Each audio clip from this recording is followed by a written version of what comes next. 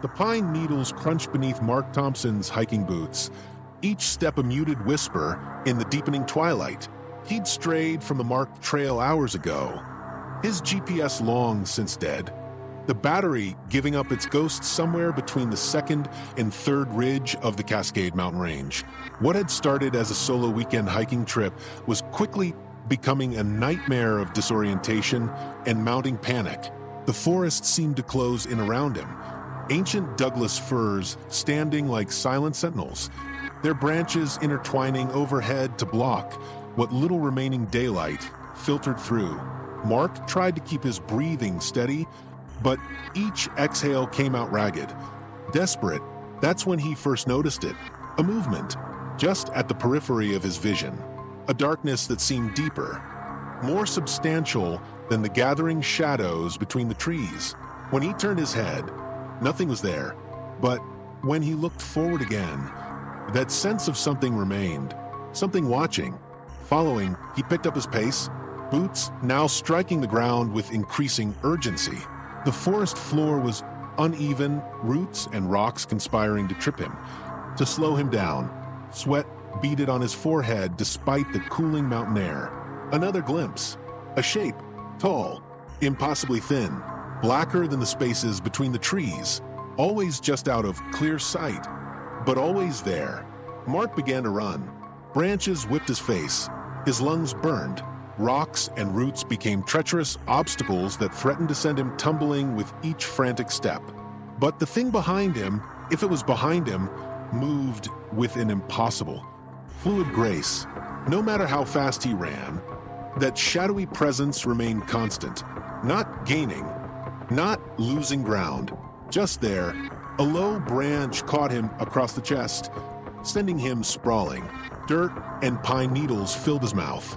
When he scrambled to his feet, heart thundering in his ears, he knew without turning that it was closer now, much closer, close enough that he could feel its presence, a cold, heavy sensation that pressed against the back of his neck like a blade of pure darkness. Mark turned and saw everything.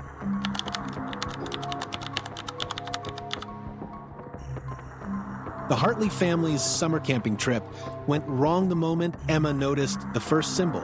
It wasn't like the crude stick figure drawings kids might scratch into tree bark. This was something else entirely intricate. Angular lines carved deep into the bark of an ancient pine. The cuts so precise they looked machined rather than hand-carved. Dark with age, yet somehow feeling alive. "Dad, look at this." Emma called. Her 12-year-old voice pitched somewhere between curiosity and unease. Jack Hartley pushed through the dense undergrowth. His wife, Sarah, right behind him. The forest around them felt different here, quieter. No birdsong, no rustling leaves. Just a stillness that seemed to press against their eardrums. The clearing opened before them like a wound in the forest's green flesh. Trees ringed the circular space, each trunk marked with those same impossible symbols. Some looked older than others, layers of carvings overlapping, telling a story no human language could translate. Scattered across the ground, bleached white against the dark earth, were bones, not animal bones, human bones, skull fragments, leg bones, fragments of ribs arranged in patterns that might have been deliberate, or might have been something else entirely. "We should go," Sarah whispered, her hand instinctively grabbing Emma's shoulder. But Jack was already stepping forward, camera out, fascination overriding caution. "This is incredible. These markings, they're like nothing I've ever seen." The ground seemed to pulse beneath his feet. A low sound began, not quite a whisper, not quite a hum. Something that vibrated in the spaces between sound, between reality. The bones on the ground shifted, imperceptibly at first. Then, with growing intention, something ancient was waking up, and it was hungry. The symbols on the trees began to bleed, not with red blood, with something darker, something that looked like liquid shadow. Sacrifice. A voice whispered, not in their ears, inside their minds. One must be given. Emma felt something cold wrap around her ankle. Sarah screamed. Jack turned, and in that moment, the clearing transformed from a place of silent mystery to a landscape of impossible horror. The ritual was about to begin.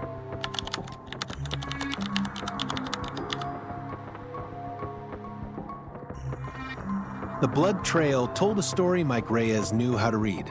Fresh deer blood, bright arterial red turning rust brown against the fallen pine needles.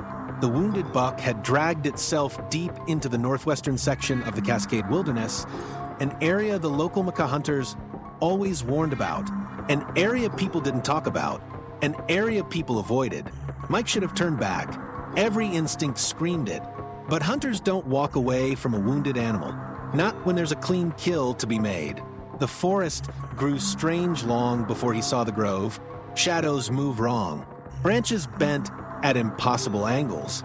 The silence wasn't natural, no cricket chirps, no bird calls, just a deep, hollow emptiness that seemed to swallow sound. And then the trees. God, the trees. They weren't just decorated with animal skins. They were adorned, carefully, methodically. Deer hides stretched tight between branches, coyote pelts nailed with surgical precision, bear skins hanging like trophies. But something was off. The way they were arranged, it wasn't a hunter's display. It was an altar. The skins looked too perfect, too fresh.